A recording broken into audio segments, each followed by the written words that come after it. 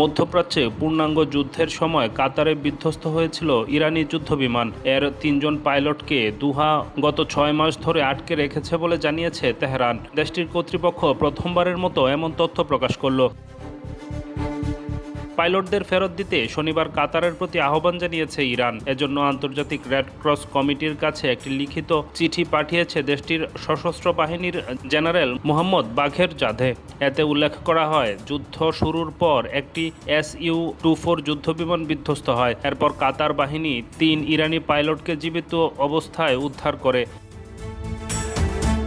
গত মার্চ মাসে ইরানের একাধিক যুদ্ধবিমান কাতারে অভিযানে গিয়েছিল। তখন একজন পাইলট নিহত ও আরও কয়েকজন নিখোঁজ হওয়ার কথা জানিয়েছিল তেহরান, কিন্তু পাইলটদের আটক হওয়ার খবর তখন প্রকাশ করেননি।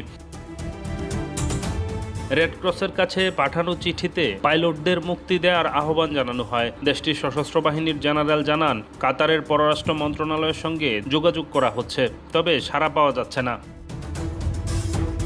গত মাসে ইরানের সামরিক বাহিনী মাজিদ কাজেমি নামের এক পাইলটের মরদেহ উদ্ধারের কথা জানিয়েছিল। মার্চের শুরুতে কাতারের আল উদেইদ বিমান ঘাঁটিতে হামলার সময় তিনি নিহত হন।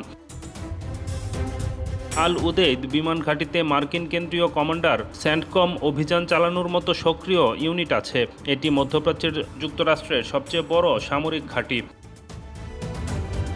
মার্চের শুরুতে কাতারের প্রতিরক্ষা মন্ত্রণালয় জানিয়েছিল, তারা ইরানের 2টি সুখোই SU-24 বোমারু বিমান ভূপাতিত করেছে।